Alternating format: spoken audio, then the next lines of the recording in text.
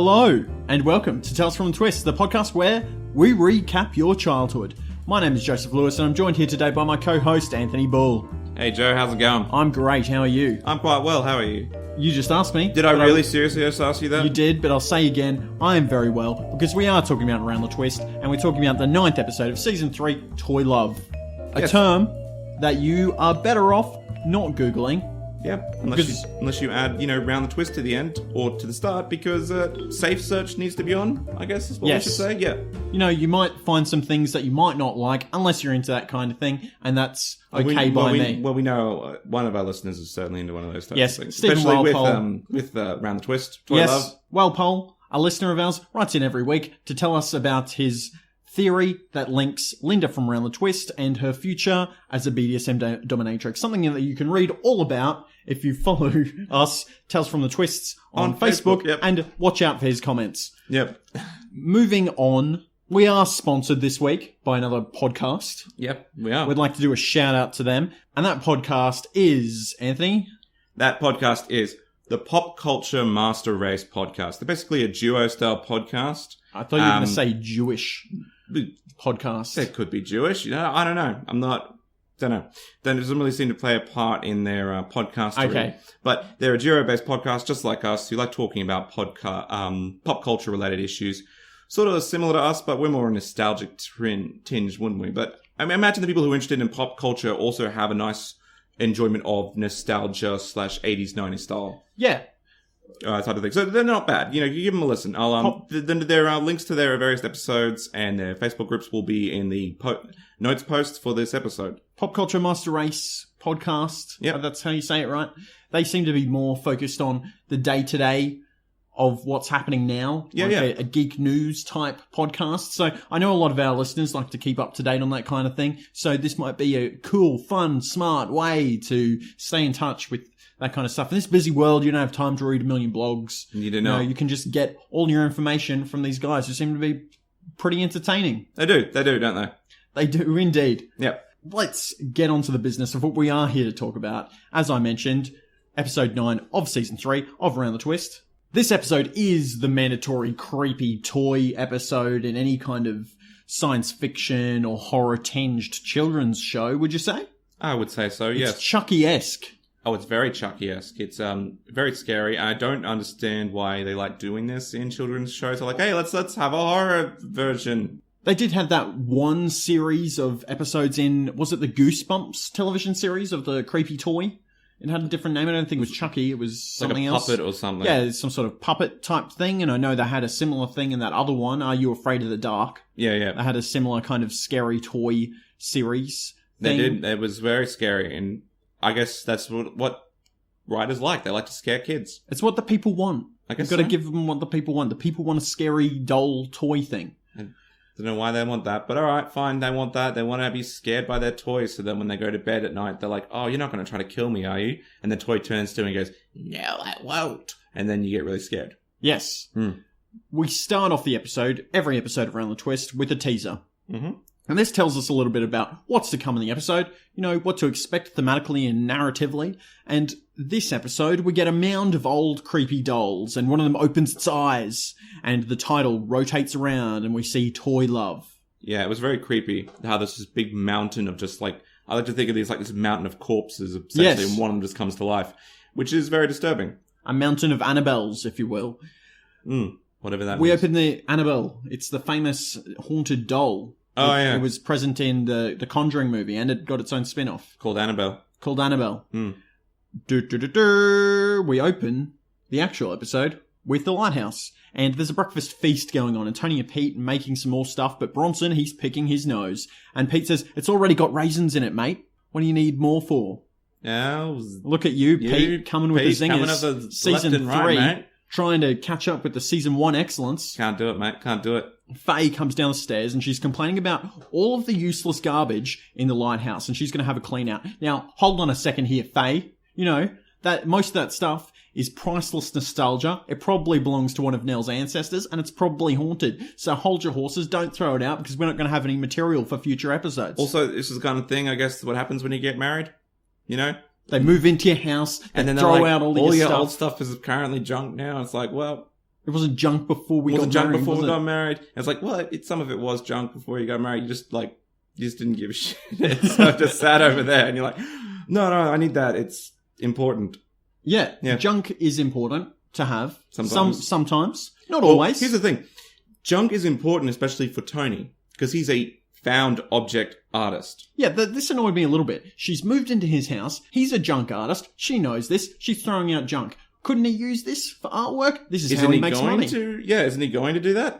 It's weird. Also, a lot of the stuff is Nell's old crap. There's a ton of Nell's old crap. Which you should, to be fair, probably get rid of with Nell's I would go to Nell. I'd go, Nell, either you take this stuff into your house, which you have, or I'm going to get rid of it because it's, I'm sorry, haunted. But no, it's like the lighthouse has very limited space.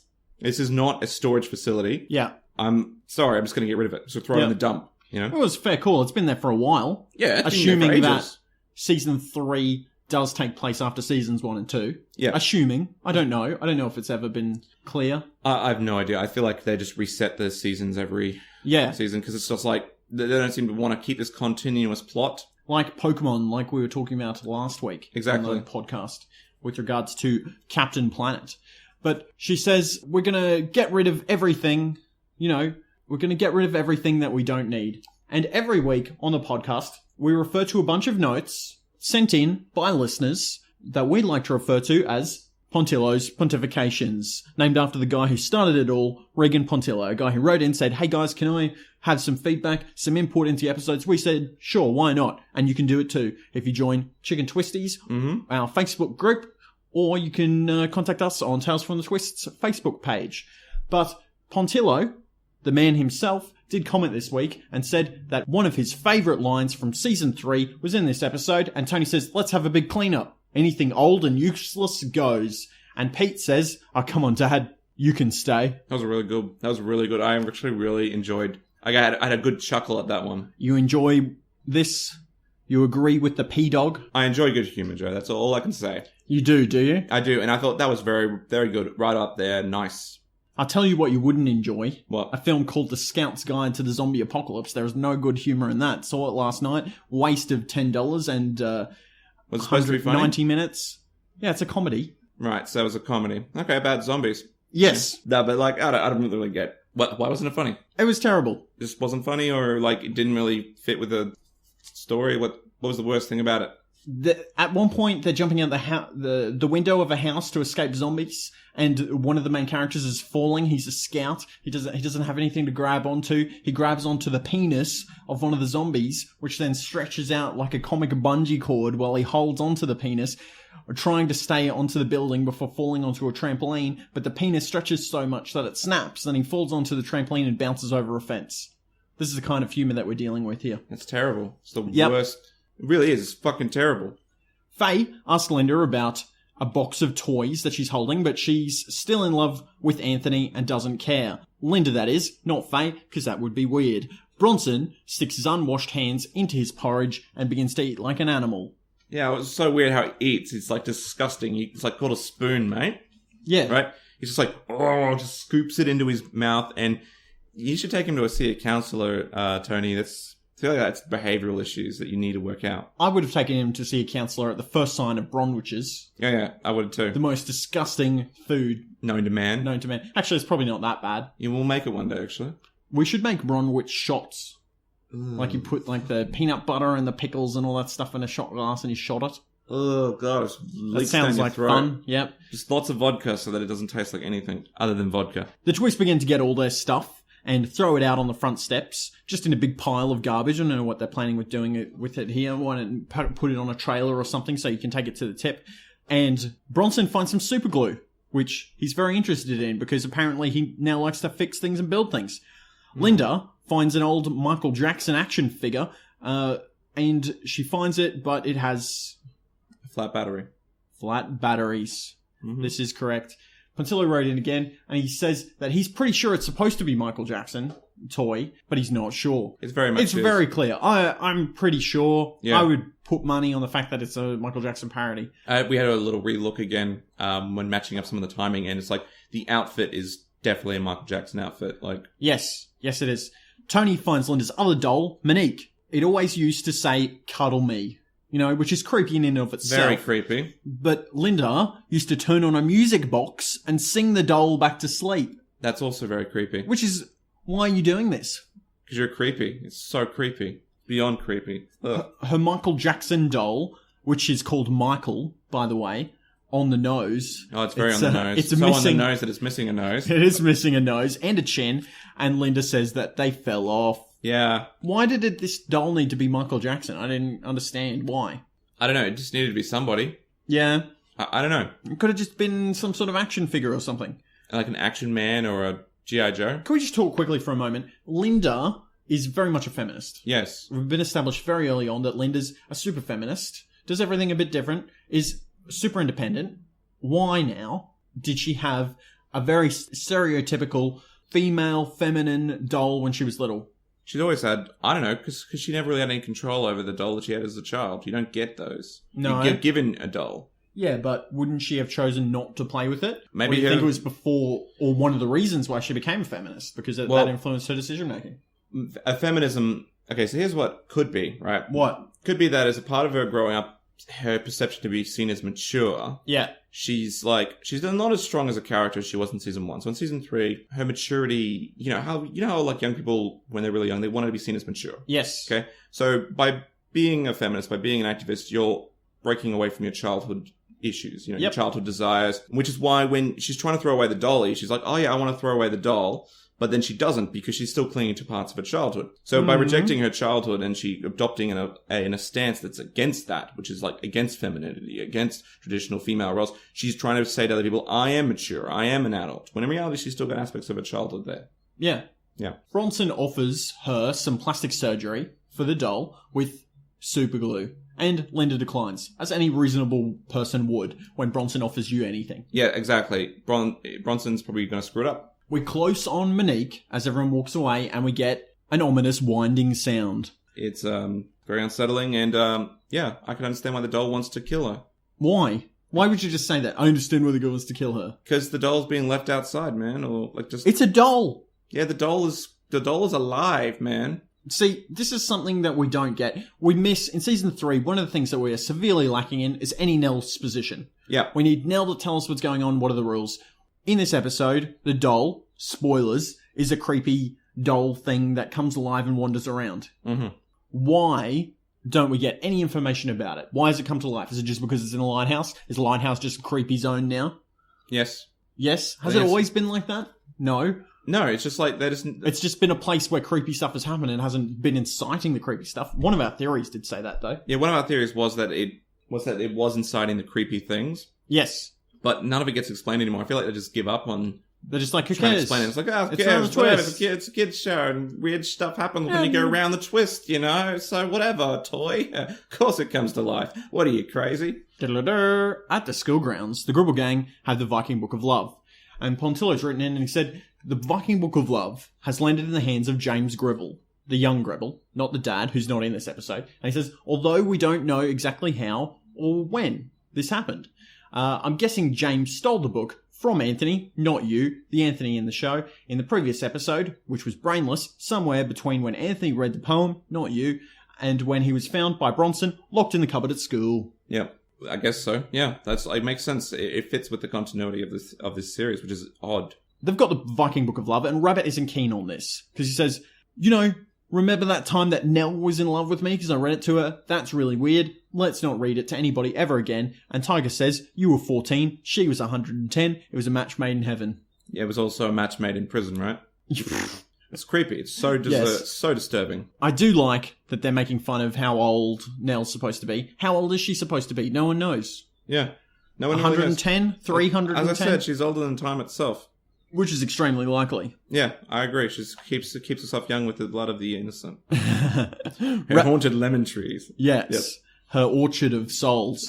Yes, that's what we'll call it now. Rabbit warns the others. He says, don't worry, guys. Don't do this. Like, you worry.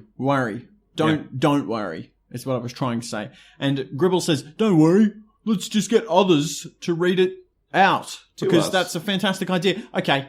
So you know that this Book of Love makes people fall in love with the reader when you read it. So why get somebody else to read it because you're going to fall in love with them? How is that a good idea, James? How is that a good idea? It should be the other way around. It's so stupid. It's so dumb. I don't understand. Like, you're just cursing yourself, James. I don't understand. Why would you even do that? Gribble notices that Linda is still in love with Anthony as she walks past them. Yep. We cut inside the classroom, and Anthony's wearing massive glasses because plot, and Linda loves him for it. And I wrote down that Anthony looks like Steve Jobs if he was a big twat. I thought you were going to say if Steve Jobs smoked a lot of crack and was 14. Maybe. Or a 14-year-old twatty Steve Jobs. Well, I think you can take if Steve Jobs was twatty out of it because Steve Jobs was twat. Yeah, it kind of was. Incarnate. I meant more twatty. More twatty? Way more. How can you get more twatty than Steve Jobs? Steve Jobs is literally the twattiest man on earth. I don't know. Like, I'm going to get hate now because Steve Jobs is apparently a national hero because he's invented, international hero because he's invented a tablet. Well, he's invented a piece of technology that you can touch with your hands. He's invented the touch screen phone. I don't know. He didn't even do that, right? Were they the first people to have touchscreen phones? Well, no, but he pioneered it, and like he did make there is no ifs or buts about it. He absolutely did bring on the tablet age. I'm sorry, the PDA, yes, it was there and it did exist, but it wasn't until the shrewd marketing of Apple products and the application in the iPad that really tablet devices took off. Hold on a second. The tablet age, like, what is this? The tablet's so significant that they're worthy of their own age? Well, by comparison to something like before... The computers. It used to be that you'd have a laptop, right? Yeah. Everyone would bring a laptop to university. Everyone would bring a laptop around with them. They still do, right? No. What? You bring tablets. It's just that tablets are infinitely more convenient. I don't think so. Yeah. I don't like them. Often laptops are heavier. You have to, usually you have to, beforehand, you had to shut them down, because if you close the lid, it sort of really didn't work, because it was using spinning hard drives. Even though today's laptops are probably better, the intuitive drag and drop that you can get with a portable tablet is pretty handy. Like, I have one in my bag on the way to the train, because it's light, it's easy to use, and it's convenient for light work. I would never use it for hard grunt work. I'd use a computer for that. But a tablet it has a lot of conveniences that didn't really get popularized until Steve Jobs was like, boom. See, if I want to use my hands for something, I'll use a piece of paper. Like, if I want to use a computer, I'll use a real one. Thank you very much. You can take your tablets, Mr. Jobs, and you can go back to wherever you came from. He's dead now, so I guess. Yeah, I'm gonna get so much hate mail. I don't think you get hate mail. It's fine. People hated him as well. He was a terrible boss. It's not like I think he was also a good boss. It's weird. It's not like I think he was a horrible person. He probably was. I don't know. I never met him. I just think, why is this religion sprung up? Steve Jobs, Messiah of the world, because he invented the iPhone. It's the cult of Apple. It's how they sell their products. It is. Snapper's teaching Shakespeare, which is also a cult in a way, if you have a very, very loose segue. And I guess so. The way Shakespeare waves words is, and Snapper leaves his sentence hanging for Gribble to cut in with wasteful. He's got too many words and not enough killing, and Snapper's shocked because Shakespeare's his hero.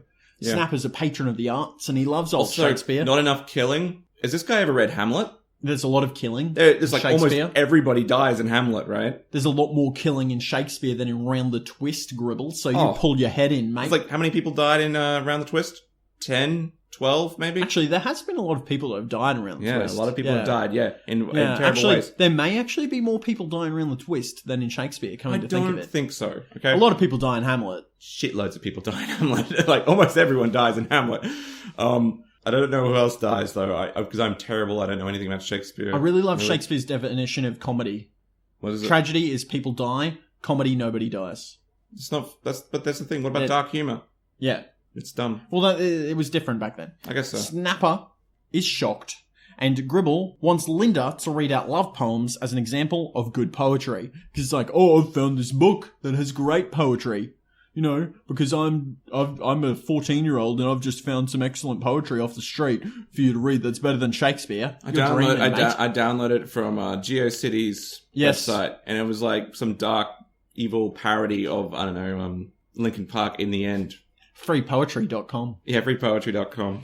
Or it's one of those like really like well-known poems, like that one by Robert Frost. I forget what it is. 2 roads diverged in the wood, and I took the one less traveled. Yeah. And he's like, it's so profound, it's so deep, and I'm like, okay, cool, yeah, fair enough. Snapper's excited that Gribble has any kind of poetry at all, and is excited about the arts. And he's like, all right, Linda, you've got to do it. And she doesn't want to do it, but she does it anyway. And she reads it out to Gribble. Then we quickly find out that she's been tricked. It's a Viking book of love. And she's gotten Gribble to love her. And Anthony's spell is broken. So Linda no longer loves Anthony. I thought it was really cool how he covered the book. Yeah. He put it like his brown covering on it, like a book covering. Yep. To try to hide the fact that it was a Viking book of love. And it wasn't until she started reading it she realized it was a Viking book of love. Yes. Snapper then confiscates the Viking book of love from Linda after she regains possession merely for a few moments, is something that we got from Pontillo. So the book made its way back to Linda, then was stolen from Snapper. Who's Snapper going to read it to, Anthony? Faye. Probably. That's actually a good point. Yeah. Gribble now loves Linda. Back at the lighthouse, Linda's telling Faye about how Gribble loves her. And she says, the way he first looked at me, it made me sick. And Faye's kind of a little bit disgraced at this. She's like, oh, children these days. Yeah. People and love, it's special. It's a special thing. How dare you sacrilege? What is the right word here? Sacrilegious? Place sacrilege on it. Blasphemous? Who knows? Who knows? English, hey? English, yo. Wish I was as learned as Snapper. Me too. Linda steps outside with rubbish and Gribble's there stalking her. Yeah, I felt Good that as move, well. mate. Like, he rifles through her trash. Yeah, this is some John Safran level stalking here. Yeah. I feel like the writer and directors were very clear of the potential stalker vibes that they could have had. So I think they just toned it down. Because there's a lot more you could have done with the whole, oh, I love you, I'm following you. But it's like, the guy comes off like a massive stalker. That's all I'm thinking this episode. It's like, this is really creepy. The whole beyond creepy, forcing people to love you thing is creepy in and of itself. And the whole obsessive, I don't know, it doesn't sit right with me, Anthony. It doesn't sit right. You hate love, Joe. You hate love. I hate it. You hate it so much. Bar humbug. Bar humbug, yeah. I hate Christmas as well. You won't get Christmas off. What? That's what. Oh, yeah. You have to work Christmas. Dropped the ball there, didn't I? Yeah. My literary references are going down the drain today. The twists are super enthusiastic about throwing stuff out, and they've just put in a giant pile of stuff on their doorstep. This is how you get cockroaches. Yeah. And Gribble takes a rubber spider. And then you get, what's majiggy? You get snakes. Cockroaches, rats, snakes. Mm-hmm. And then what happens? I don't know what happens. I imagine you get a Steve Irwin or something. Oh! Or whatever they're called now. Who does the crocodile hunting now? The crocodile hunter's no longer here. Nobody. It's not a thing anymore, right? Or Nobody whatever. cares about The it. Snake Man. I'm sure there's a Snake Man out there who's Snake Man. Snake Man who comes around and Les he picks up the Shroud. snake. Les Shroud. Yeah, and then you have a Les Shroud in your house. He's the, I think that's his name, the Canadian Bear Grylls. He's the guy who has he does all the filming himself. Yeah, he's cool. He's a cool guy. Fair enough. Les Shroud. Les Shroud. Gribble takes the rubber spider and leaves, and we get another close-up of the doll and the ominous winding sound. It's the next day. The rubbish pile is massive. Tony's looking for something, and he just takes a whole box, takes it back inside the lighthouse. He's going to keep it. Then Linda does the same thing, and then Pete does the same thing. Then Bronson does the same thing. Then everybody's doing the same thing until there's nothing left of the giant garbage pile except one small possessed doll that's lying there on its own, rejected. All of the rubbish is gone, and she is the rubbishest rubbish. Yep, and no one thought to put her in a bin. Because now, instead of it being a trash pile, it's just garbage that's discarded on your lawn. I mean, people see a huge amount of a pile of trash on your lawn and think, oh, it's a curbside cleanup. But if you took all that stuff in and you leave a shoe out there, people will think, someone just left an old shoe on the yard. Throw it in the bin maybe, I don't know. Linda comes out to look for something, sees only the doll, shuns it, and walks back inside. Very come on, littering. You're a litterer. We're close on the doll, then its eyes open, and spooky music plays. It was a spooky jump cut. Spooky jump cut? Yep, a spooky jump cut. cut. Love spooky jump cuts. I don't like spooky jump cuts. They're spooky. They're too spooky for me. Too spooky for you? Too spooky for me. I don't like jump cuts. It's look, it's jumping at you like this. Boom. Jump scare. That scare you? Surprise. You're surprised. No, it's surprise. It's a fear of surprise, and it's like Jack in the Boxes. It's like Jack in the Boxes. Why would anyone ever want to play in a Jack in the Box? I don't know. You literally just wind it up, and then it goes boom, and it pops out. Why? Who gives that to a baby? Why would a baby not be scared by that? This thing just like, she's like, what's going on? What's going on? And this thing just randomly pops out at you. Traumatized by small mechanical heads popping out of boxes. Yeah. That's traumatized the shit out of me. You know, that's probably some sort of a disease. The fear of a small if my mechanical child head is ever popping out of given, a box. if I have a future child is ever given a Jack in the Box, I'm throwing it away. Yeah. I'm not having that shit in my house. No, it's bullshit. I'm not having that. Anything that looks like it could be possessed, get it out of there. Get it out. Porcelain dolls, get it out of there. And I don't want it. Dummy, oh, you want to take up ventriloquism. Next day, it's on a fire. Yeah. Burn it, all right? Don't care. Holy water. Yeah, holy Get a water. Priest in. Yeah. Ouija board. Get that out of the house. Get the Ouija board out of here. I don't care if it's what owned else by can be Hasbro. haunted? Everything, really. Native American burial grounds. Get rid of them. Burn them. I'll inquire as to why there are Native American Indian burial grounds in Australia, but then I'll probably just... National inquiry. Well, probably I won't burn them. I'll probably go and contact an archaeologist, actually, and I'll say, hey, there's Native American burial grounds Make some here. money. I wouldn't make any money, but it's like, this is a big deal. I mean, there's Native Americans in Australia. They predate the colonization. It's a big deal. You should get in here and research this. First Australians, not anymore. Exactly. They might be the first Australians. You never know. Well, you never know. We're in Tony's shed. And Bronson, he's gluing a plane back together because, you know, he's handy now and he does things with glue and fixes things and stuff. He just loves... It's completely in character. It's absolutely in character. We've established this from the very first episode. Bronson's a special handyman because didn't you know that? I did not know that. It's just one of his characteristics. He likes building planes. He is a... What are they called? A... Planologist. No, a planologist. Oh, gosh, I can't even remember now. Areophiliac. No, I was thinking it's like a universe. No. Hobbyist. Plane building hobbyist. No, what's going to come to me? It's going to come to me, and I'm going to be so... Aviator. No, it's like you've air got, traffic controller. You have many traits or many qualities. Jack of all trades. I'll call him a jack of all trades. All rounder. It's Renaissance man. That's it. Yeah. Renaissance. He's a Renaissance man. Renaissance. Yeah, that's it. That's the word I was going for. He's a Renaissance man. You got to say it properly. A Renaissance. Renaissance. Renaissance. Even though it's Italian, but whatever. We got some emails for our episode last week where I was doing some rolling my R's and apparently I wasn't doing it properly. So thanks for that. All 5 of you that emailed me in to tell me that I wasn't doing it properly. I will roll my R's however I'd like to. Thank you very much. I'm going to roll them down a hill, maybe. You can't stop me. Roll them back up again. Yeah, exactly, man. You can't stop us rolling. I'm a loose cannon. I'm just rolling all over the place. Tony just rages at him because Bronson's holding his finger up in the air because apparently you're not allowed to do that in Australia. And Bronson says, hey, listen, this isn't snot on my finger. It's special super glue that I'm using to glue this plane together. Step off, Dad. Step down, mate. Do you want to fight me? No, I didn't think so because my name's Bronson. I'm 7 and I pick my nose. Exactly. And Tony says, just don't pick your nose, okay? He leaves. What does Bronson do? He picks his nose. He sticks his super glued finger up his nose and what happens? It gets stuck. This is the second time we've had a super glue gag this season. Yep. Didn't they high five on the pier and get stuck? In, which episode was that? Whirling Derfish. Whirling Derfish, correct. Exactly. Yep. Oh, good trivia. Which episode does Rabbit and Tiger super glue themselves to the pier? Boom, boom, boom, boom, boom, boom, boom. Whirling Derfish. It's correct. Hey. Nighttime. Linda kisses Michael goodnight because, you know, you do that to a doll that you haven't seen in about 10 years. It's also been on a trash heap, yeah. Yeah. It's covered in, like... Did you wash it, Linda? Ebola or something, I don't know. You're going to get more diseases than Tony's bagpipes from the tip. Yeah, exactly. She goes to sleep.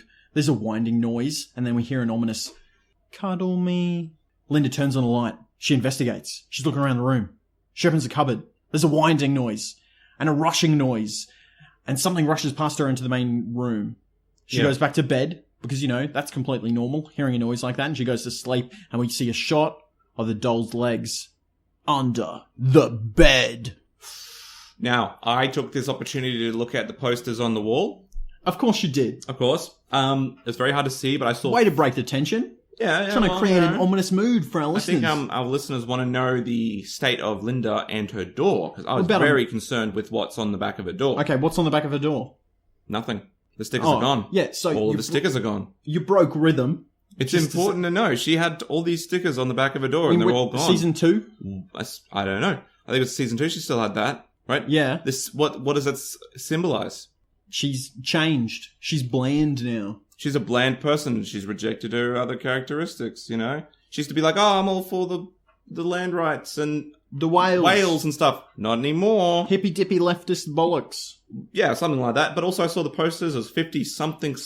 I'm going to go on a limb and say 50 inspiring women, because there were women on the poster. And it kind of looked like a Women's Day style magazine. So I'm thinking, I'm going to go 50 inspiring women. That makes sense, I guess. And then there was an Amnesty poster, but it didn't look like Amnesty International poster. Okay. But you think it was a made-up Amnesty group? Yeah, it could have been like a band.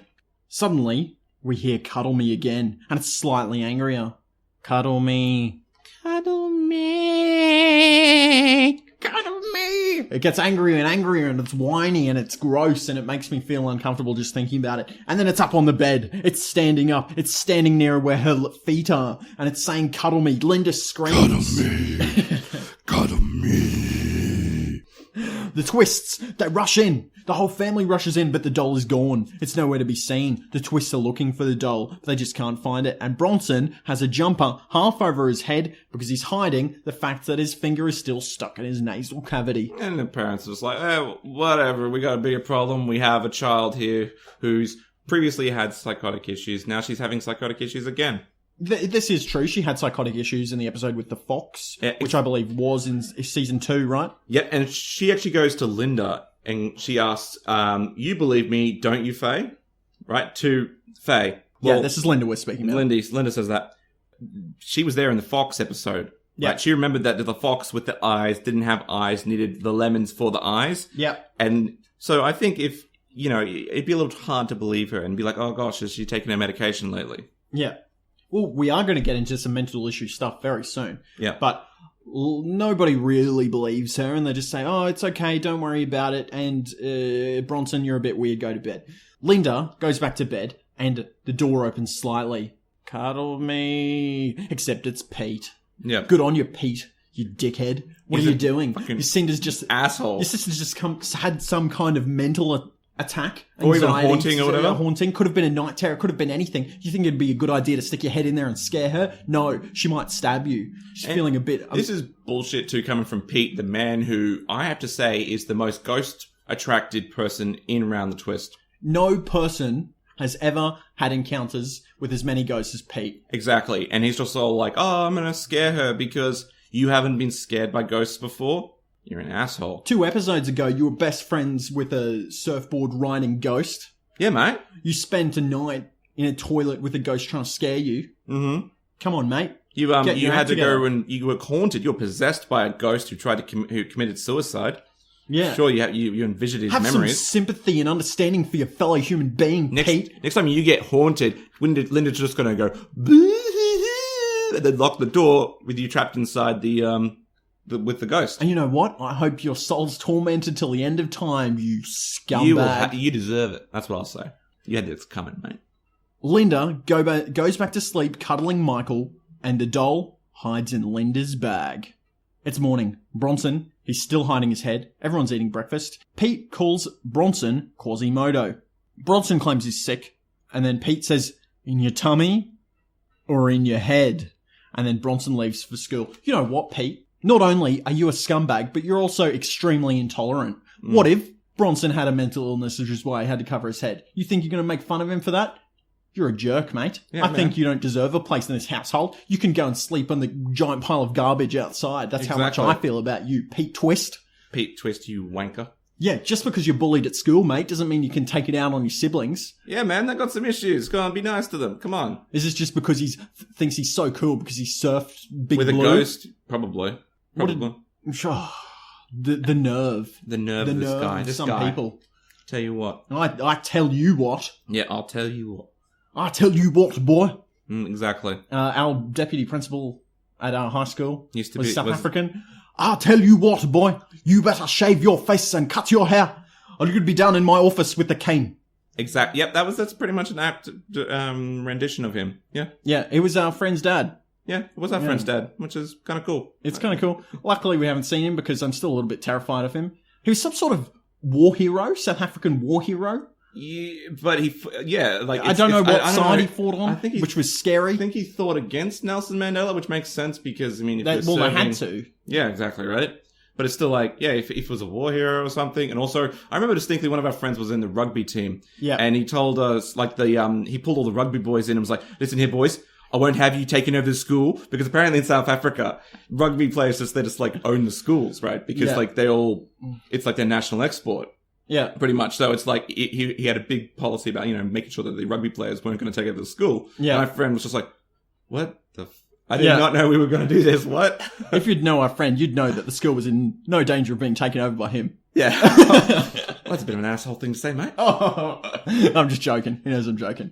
He's going to come and kill you. Yeah, he probably is. It's going to be like that doll at night time. Yeah. He'll go, cuddle me. And that is very terrifying. Yeah, that would be very terrifying. And then he'll strangle you. Okay. Because how you cuddle someone in a menacing way is that you strangle them. Okay. They'll be together in death, I guess. Yeah, that's I don't know. I do not have emotions to express. Disgust, I'm fear, lost. terror, horror, all those things. Especially disgust. I think disgust ranks highly among the emotions that I'm feeling. Probably, yeah. Is disgust an emotion? Yes. Or is it a visceral reaction? Oh, that's a good question. I feel like most emotions, though, are visceral reactions. Many of them are. Happiness is not just something that you just say, I feel happy. You do feel happy, but usually there's stimuli for that. There's some sort of chemical reason you're feeling happy. Dopamine and serotonin. Yes. Faye doesn't know why the rubbish is returning to the house, and Tony's making a new sculpt, and she says, yeah, that's fine. And then Pete and Linda make some lighthearted jokes about why there's so much trash in the house, and she's like, well, don't you start bringing all the trash back in the house, and just starts menacingly accusing them, bringing it back in. It's like, all right, calm down, Faye. Don't get your knickers in a knot here. It's just rubbish. If you don't like the stuff, maybe you can pack your bags and move out. Exactly. You can go and live with Nell. Oh, you can live in out a trash-free house. Yeah, in a massive trash-free house. A massive trash-free house. She's like the kind of person who buys stuff on eBay and then has to store it at your house because she doesn't have enough space. And then you go to her house and you're like, you have tons of space here. Yeah, but like it doesn't really fit with the feng shui of the house. And you'd be like, what? There's all these things upstairs now. Why don't you take them back into your house? Yep.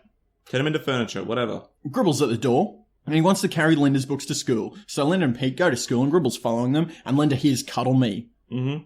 She hears it behind her. She thinks it's Gribble, but it's not. Yeah.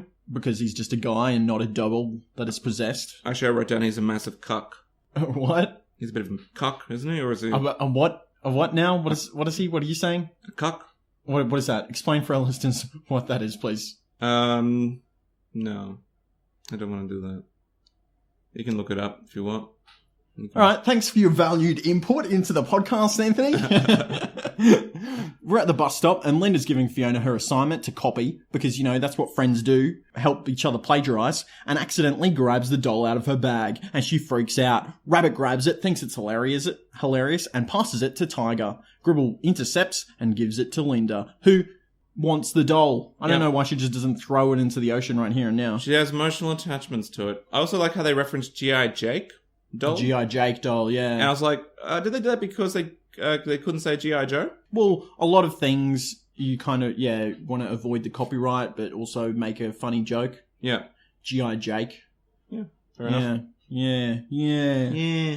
Later on, Linda throws her doll into the bin and the Gribble gang are watching, and Rabbit and Tiger, they're making fun of her. And they go to grab the doll when she leaves, but it attacks Rabbit's face. It latches onto his face like a parasite. Like a face hugger. Like a face hugger, yeah. Yeah. Pretty much. I don't know how this resolves. Because we cut away from this fairly quickly. And then the doll's back at the house. Is Rabbit dead now? Is he killed by the doll? Because I don't think we see him for the rest of the episode. I'm going to say no, but I'm just going to say that they forget the whole thing. Maybe the doll uses like an amnesia power on him. Yeah. That makes sense. Don't know how it's possessed. We don't know. It's just whatever. Whatever's convenient to the plot, I guess. Tony and Pete are back in the lighthouse and they're cooking up some stuff. Because, that's what families do. They cook together. They got the aprons on. They got the gloves on. They're having a cook up. Have you ever had a big family cook up? No. Have you ever cooked with your family before? No. The closest I've ever come to a big family cook up is when we get our friends, we get together and we like cook nachos, stuff. And we make the nachos. You and I are very passionate about nachos. I do enjoy some nachos. Deep, burning desire in our souls for melted cheese on top of corn chips and meat. Exactly. I like the good nachos. I love layering the nachos. I love me getting some of the meat. It's like, hey. And then I'll try to eat the nachos, and the nachos will always beat me. Cinco de Mayo is a sacred day. Yeah. amongst our friendship group. It's fun when you're all like chopping up things and shouting at each other for doing it wrong. It's like, oh, you layered the chips and the meat wrong again. It's a lasagna. Made a pie crust. To be fair, it was not a lasagna. It was just a very thick nacho. It was a very thick nachos. It was. It's just having a go at me for my layering technique. I was trying something new. Ah, well, what can you do, eh? What can you do Giving when your me mum's beef. at home? What? Crying alone on the bedroom floor. What are you talking about? And she's hungry, and the only way to feed her is to sleep with a man for a little bit of money. Are you quoting something? Dad is gone, in and out of lockdown. I ain't got a job now. Is this Roseanne? Are you dropping some beat poetry on me? What is happening? For you, this is just a good time, but for me, this is what I call life. What is this? So I don't know, it's a song, Are you a beat poet? Pretty sure it's a song. I'm not sure what the song is about. Poor people, I imagine. Is it a song? Yeah. Or have you just written some depressing Bukowski-esque poetry? I'm pretty sure it's a song. I'm fairly confident it's a song. I sing it sometimes. I don't know what the song's about. I just know that it's about a guy, I think, who sleeps with a prostitute, and it's like, oh, I know you. And it's like, yeah, you know why I'm a prostitute? It's because I can't get a job, and because I got to feed my baby, and his father is actually in prison, so it's like, I need money to feed my child. In case we didn't mention at the top of the show, we do podcasts about a children's television show, but maybe this podcast isn't for you if you're a child. So if you're listening, just forget what you just heard, close the podcast, and you go about your life. Sorry for ruining your childhood. Tony thinks that everyone in his household is going crazy. There's hoarding going on here. Everyone's bringing their rubbish inside. Bronson is covering his face like some sort of hermit. Linda, her childhood has grasped a hold of her soul and she can't let it go, like some sort of demonic presence. And Linda is going on about how she threw it in the bin. She threw her in the bin, but she came back, and Tony gets a bit confused, and he, for the rest of the episode, thinks that whenever she's talking about the doll, he thinks that she's talking about Faye. And so... That's really dumb. I threw her in the bin. It's like, what? Why would you automatically assume it's Faye? I don't know. Miscommunication in this family causes serious problems. Just communicate. Yeah, talk to each other. That's their biggest problem in this family is they have shitty communication. Tony calls Bronson downstairs because Pete and Tony, what they've been cooking is an apple crumble. And Pontillo says he thought this was pretty great. Yeah. And Bronson comes down slowly, and Pete's using a David Attenborough impersonation to narrate it. I don't know. You know what? Pontillo thought this was pretty good, but I have to disagree with him here. I don't like the David Attenborough impersonations. It's become a cliche. Yeah, but this was probably... The lion stalks. But this was before. This is like 10 years ago. This is before time. Well, this is like 12 years ago, so it's like the first thing anyone ever did was a David Attenborough impression. It's very easy to do. But when you hear it on the internet, it's like it gets done. Oh, it's just like every TV show does it. It's like the Spooky Doll episode. Everyone does it at some point. Yeah. So come up with something fresh. Yes, we know something's happening. Oh, it's the natural habitat. It's not funny. I don't think it was ever funny. Was it ever funny? It's kind of funny. I didn't think so. I don't know. It's kind of like when people pretend to be Richard Dawkins. It's gotten to the point where that impersonation is so embedded into the popular lexicon, I guess, that young people don't even know that that's about David Attenborough. They think it's just... That's nature documentary voice. It's just nature documentary. Yeah. They don't realise that it's a David Attenborough impersonation. You know, young kids, though, they don't even know what a VCR is. Yeah. I had a VCR. Damn kids. Oh, hey? Back in my day. Linda goes up to her room and Michael's missing. She freaks out. Pete is luring Bronson while Tony hides. And Bronson, he arrives and Pete's narrating like we just said, and Tony grabs him, rips off his jumper to reveal his hands in his nose. And Tony rages and he says, I told you not to pick your nose. Oh, there's too much craziness in this house. Come on, Tony, calm down, mate. Calm down, mate. Go to the tool shed, is what I would say. Go to your... What? Go to your tool shed, mate. Bang some metal, bang some hammers. That's what you do, right? That's what men are supposed to do. They go to their cave and they bang their hammers. But also, go to the tool shed and go get some mineral terps. I think it's mineral terps. Yes. Yeah, you use that to remove glue. Oh, really? It's probably not the best thing to be putting up a child's nose.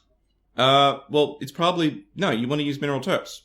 But you're not going to squirt it in there. You can literally just go and get cotton tips, or even just get cotton balls and just sort of put it up there. And because the mineral terps eats away at the what's its name, the glue. Yes, so that's what you should be doing. Or take him to the hospital. Yeah, because that's it's super probably glue. the It's probably not first- a bad one. Yeah, because Bronson tells them about the super glue and they go, oh yeah, okay, we can fix that. Linda's looking for Michael and Bronson's eating the crumble with his free hand while everyone's distracted about what's going on. Linda's looking for the doll. There's a knock at the door. Bronson's scoffing down some apple crumble. And Linda hears Cuddle Me. Yeah. Tony thinks Linda's gone crazy. Linda says she's back and she's not happy. She came back from the bin. And Tony says, oh, who? Faye? Why is she in the bin? And they go to the door and they open it and Gribble's there. Yeah. And the doll sneaks past Runs Linda into the house. I don't know how the doll's moving as fast though. Really it might creepy. be cursed, but is it animated like that strongly? How can it move that fast? Is it flying or is it actually moving its limbs? Devil powers, right? Devil powers. You don't need an explanation for devil powers. Answer for everything. Mm-hmm. Linda thinks the doll's in her room because, you know, that's where it would go. And Pete and Tony are trying to rip Bronson's finger out of his nose with the force of their hands. That would just pull his skin right off. Yep, it would hurt a lot. And It would probably be rip his scarring. nose off. Yeah. Horribly deform your son, Tony. That's a great way to parent. Mm-hmm. Linda and... Also teaches a bad message to kids. Yes. Super glue, no worries, just pull really hard Just rip and it it'll off. be fine. It'll be fine. Nothing bad will happen to you. And then boom, and in half like the skin of one of your fingers gets pulled off. Yeah, gone. Gonskis. Linda and Gribble, they rush upstairs because they're going to look for the doll. And Pete and Tony, they can't get the finger out. And Gribble says to Linda, when they're upstairs, I think you're smart and delicate. And Linda smashes down her own door and bursts into the room and it's trashed. And Linda says, I knew she was back. And Gribble said, why would Faye trash your room? Oh. And Linda says, the doll, she's crazy. I'm going to kill the doll. Calm down, Linda. Yep. You know, turning into a psychopath here. What's going on? She grabs her music box, she winds it up, and they sneak out of the room and go downstairs. And as they leave the room, the doll watches from above the doorway. Mm-hmm. Spooky, spooky. Pete and Tony are trying to use the door with the rope trick to get the finger out of Bronson's nose. And they're trying to slam it, and it doesn't work. Bronson just goes flying into the door. And that was also very dumb. They say, it's time for Plan G. And Linda says, thanks for walking down the stairs with me. It was, pretty good. Pretty good. You know, if you heard this on a first date, would you be like, I'm in? After you're 14, yeah. Yeah. You think anything is good, right? You don't know anything about women. Yes. You're like, she's so good. That's great. Yeah. And then it would have had to talk to your friends. It's like, oh, you're so in, man. So in. Don't forget, chicks like it when you talk about other women and how sexy they are. They love that. They love when you compare them to other women. Yeah. Yeah. Pro advice. I love it whenever somebody tells me something that happened with a woman that they're interested in. My default answer is, you're so in. You're so in there, mate. So in. So in there. Keep So going. in there. Yep. Keep going. No matter what it is, it's like, oh, yeah, she texted me, please don't text me again. Yeah, we talked about one of my colleagues at work a fair few weeks ago who turned out to be a Holocaust denier. Yeah. A cool guy, aside from that fact. And he was showing me a text message one day, and it said, from his girlfriend, please don't contact me again. You're the worst decision that I ever made. I don't want to have anything to do with you at all. Please leave me alone. My life is done with you. Goodbye. Yeah. Have a good life. And I was like, you're in. Gribble. I think that's a clear sign, mate, is what you're doing. Gribble says, joking aside, if somebody sends that to you, just leave it alone. Like, you are not in. You're out. You're so very far much That out. is the clearest message ever anyone has ever sent you. Gribble says, maybe we can go up and down those stairs another time. Which was the euphemism for sex. So you think this is a euphemism for sex? Well, it's not sex. You want to go up and down the stairs with me? Is this what the kids are saying? No, he goes, maybe we can go back up and come down again. Going up and down. The old up and down. Up and down, up and down? The old up and down, you know? Up, down, the up, 1, down, 2, up, 1, down. 3? 1, 2, 1, 1, 1, 2, 1, 2, 1, 2, 1, 2, 1, 2, 3. Yeah, but whatever. Anything is a euphemism for sex if you say it right. Okay. Yeah. I'll agree with that. Maybe we could go for go up and down together again sometime. Linda goes and grabs her hockey stick. Which is a legitimate hockey stick, and we're talking field hockey here, so not ice hockey or roller hockey. So definitely a phallic object. And Why? Because it's a hockey stick. I don't know how many penises have a little. I don't know how many penises have a little hook at the end. What, yours doesn't have a little hook at the end? You use it to swing from vines? Yes. No, it does not. When I was small, we lived in the jungle, and I'd jump from tree to tree and grab it with my penis, and then use my hands. And hey, that's just the way it is sometimes. You know, when you grow up in the jungle, you got to improvise. You got to do something. I grew a little hook on the end of my penis. And she says, "Hasta la vista, Dolly," and begins looking for the doll.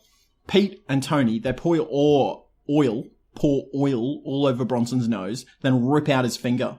It works. Yeah. And Tony says, "I hope you learnt your lesson here, mate." And Bronson says, "This glue is the best." Yep. Linda is outside her room, and she hears, "Cuddle me," from inside. And she says, "I'll give you a cuddle you'll never forget," and busts into the room. Which I wrote down. I know someone who would have absolutely loved that scene. Who? Oh, Mr. Walpole, obviously. Stephen Walpole, if you're listening, shout out to you, brother. Thank you for commenting so much on our Facebook page. No, just watch this one episode, actually, if you're out there. This one actually was like, "I'll give you a cuddle, you never forget," and then bashing down the door. It's like, I imagine that's probably his alarm clock or his white noise generator. It's probably like that playing over and over again. He's offered to come on the podcast and tell us all about his theories. Yeah, well, we'll have to set up a Google Hangout sometime. One day we'll do a Google Hangout. And she busts into the room, and I thought she was looking a bit like an 80s action hero. I thought she was looking very Ellen Ripley in this scene. Like that's what I thought too. The sweaty hair, the tank top. The tank top reminded me a lot of Ripley from the Alien series. Yeah. Who was one of my favourite characters. Yeah, it was kind of cool. It's cool to see her like bash that, go to town on the door, on her room and try to kill the doll. Yeah. She bursts in and the music box is still playing, and Linda bends down and she hears "Cuddle Me" behind her, and she turns. "Cuddle me." It's standing right there. And Pontillo says this is possibly the eeriest moment in the history of Round the Twist, including anything in Quivering Heap. Ghost episode galore. Yep. And Scarecrow in season 1, episode 10. Big call there, Pontillo, because the Scarecrow episode was horrifying. Yep. Actually, here's the thing. This episode is a lot like the Scarecrow episode. Yeah, I thought that was very much as well. I want to bring that up at the end of the episode. Okay. Because it'll become far more clear once we get to it. Let's smash through this then, because we are running out of time. Mm-hmm. And the doll is there. Suddenly, we hear a guitar sound, and at the door, it's Bronson with the Michael doll. And Bronson's fixed the doll and put it on the ground, and the doll apparently loves Michael and says, "Cuddle me." And Michael walks to the doll using some fantastic 90s CGI. And Faye walks in, and she says, "I thought you were throwing them out." And Linda says, "I didn't want to split them up." The dolls hug. And it's, this touching moment where the dolls have reconciled. No. Creepy? No, I would have swung the moment the dolls started walking. I would have just kept swinging until they'd been beaten to little pieces. I am not having that freaky shit in my house. All right? Not in my house. But they're not after you. They're just after each other. I don't care. They're walking together. They're going to hug. Nah. Don't need that in my house. Get out. Take that weird fucking doll action, creepy haunted stuff. Get out before I smash you with my hockey stick. Tony appears, and it's all over now. And Tony appears, and he's got his finger stuck in his ear, and he's got his hand stuck on his belly. Get it? Because he used the glue, and he got the thing. And it's stuck in he needs to go to hospital now because he's probably going to get severe ear damage. Probably. It's the credits, and we get a lot of stuff in this one. We usually get some deleted scenes in the credits, but it was packed full this week. We had Bronson trying to sneeze out his finger. We had green screen footage, like actual green screen, of the doll moving and them operating the doll with some sticks. Yep. Like a marionette thing. And we had an extended scene of Rabbit and the doll on his face. And he falls into the dumpster. Yes. We get a scene of Rabbit falling into the dumpster and the crew having to rescue him, which was it was awesome. Funny. They all came in. They were like, the sound. We can't get out. So the sound. You see the camera pan out. You see the sound guy just standing there. He's got to be smiling. There's a sound his face. girl. That was a sound girl. Sound girl. It was like 3 crew come running all with their mullets and stuff. Yeah, that was the coolest thing. Seeing all the mullets. I'm like, wow. Yeah, didn't you know this about film crews? They all all smoke and they all have mullets. Probably true. Yeah. It's legit. We also see Bronson hitting the door delayed because obviously they didn't have him actually tied to the thing, and they messed up the stunt with him and the door slamming trick. Yeah. Anyway, that is the end of the episode. Do you have any other things you want to talk about before we give it our ratings and close out the show? I just want to talk about how it is now that I can say how the two dolls unite together and they fall in love, exactly like the Scarecrow episode. Yeah, that is true. Because in the Scarecrow episode, the Scarecrow and the Lady Scarecrow are in love and they join together. And then it's like, oh, they secretly loved each other. Because this is another episode where somebody attacks or chases Linda, when in reality it's not chasing Linda, it's just trying to get back to a lost love. And once that they realize that, the ending is resolved. So I felt like this was just a repeat of the Scarecrow episode. Yeah. Although the Scarecrow episode was way scarier because... Actually, no, it wasn't. Because the Scarecrow was just a Scarecrow in person and it was shot differently. I wrote down that there are Dutch angles everywhere in this episode. Yeah. Like, they were just like... I was like, wow, okay, that's weird shot, yeah. And there's one thing I know about Anthony, and he loves Dutch angles. Love me them Dutch angles. Dutch angles everywhere, baby. Anything else? No, that was it.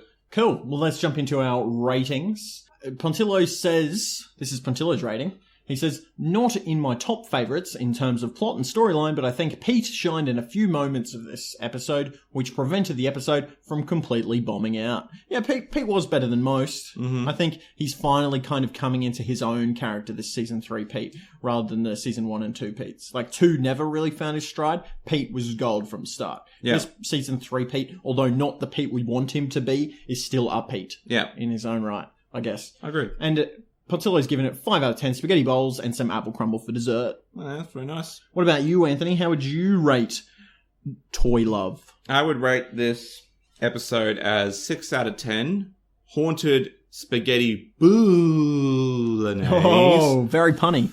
No garlic bread. I'm on a low-carb diet. Oh, are you actually? No. But why would I be eating spaghetti? That was a joke. Oh, okay. You ruined it. Yeah, I didn't get it. You were supposed to go, but spaghetti's got carbs. That's the joke. But you're like, oh, okay. No, I'm not on a low-carb diet. No. Okay. I like food. I like all the good food has carbs in it. So, you know what? Screw it. I'm eating carbs. You know, all this stuff about bacon giving you cancer and all that kind of thing. It's like everything gives you cancer. Hey, the oldest woman in the world apparently eats bacon every day. Not saying there's correlation or causation, but I'm just saying when you're really old and you live forever, you do whatever you want. You know, yeah. Eating bacon didn't seem to phase her one bit. Yeah, fair enough. I would rate the episode about 5 bowls of wooden spaghetti out of 10. Trash spaghetti. We did that before trash spaghetti. I would have given this I'm getting loose with my ratings. I need to work on them. I would have given this higher rating. Yes. Except for the Bronson subplot was terrible. Yeah, it wasn't very good, right? It didn't link in at all. I liked Linda's story. That was fine. The ending was terrible as well because it was like, it didn't really sort of end that great. It was just sort of like, it ends. It was an 80s sitcom ending, basically. Yes. That's what I felt. And I just didn't think Bronson's story came in that well. If they had written a decent side plot, I probably would have given this a 7 or an 8.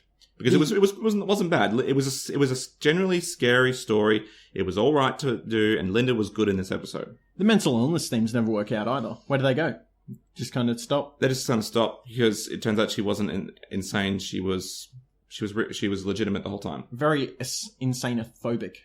This episode. I guess so. Insanophobic. Whatever. Mental health. Mental health shaming. They need some Movember. What? They need some Movember. Men's health issues. That's for prostate cancer, man. It's also for all the other things as well. Yeah, I guess, but it should just be about prostate and testicular cancer, and there should be a mental health awareness thing. It shouldn't be let's just separate everything. Let's just do all the different ones. Well, it's like men's health. That's one. That's pretty broad, isn't it? Very broad. Men's health. Oh, don't eat bacon is also men's health. Yeah. Go outside and exercise. That's also men's health. Well, it is. That's what they're pushing now. Yeah. In Movember, movement. They instead of growing a mow, you can do 30 days of movement. Oh, come on. Yeah. Serious? No, I'm serious. I have a big problem. Okay, I know we're at the end of the episode, but I have a big problem with Movember, okay? Okay, tell me. My big issue with Movember stems from the fact that it's just such bad. It's not very good, okay? The way that the message gets conveyed. You grow a beard and people sponsor you. But it's supposed to be also about raising awareness for this disease. Yeah. It's men are supposed to engage with other men about this conversation about going and getting a prostate exam. The fact is, you're leveraging people's individual networks, essentially, to try to promote a message. It's kind of like multi-level marketing, if you will. And it's not very good for, trying to get a broad awareness for a campaign. That's the better, like, breast cancer has the right idea. There's a whole bunch of promotional stuff. There's the color pink. My God, that is helpful. You see pink now and you instantly think, oh, is that breast cancer related? You just kind of ignore it, though, because you get so desensitized to all the pink. It's just like, oh, whatever, it's the awareness thing, who cares? Yeah, that is one of the issues. Now it's aware, you need to now take action. Yeah. So, Anyway, thank you, tangent. Mr. Marketer, Yeah. for bogging us down and making us Boring, go overtime and boring our listeners. Yeah, Trying to get them to listen. not bore. Yeah, not be bored. Well, this is supposed to be entertainment. Well, here's some more marketing to bore you. Oh, yes. Nice segue. Yes. So as always, you can join us on Chicken Twisties on Facebook. Join the Chicken Twisties group. There'll be a link in the notes post. If you want to contribute to the pontifications or the philosophies, or even just, get some behind the scenes actions or grow with the community, go to our website at talesfromthetwist.wordpress.com. You'll find a lot of our episodes there as a link. So if you're like an Android or an iTunes subscriber and you're not sure which one is the right for you or whatever, just go to there. You'll find the link for you.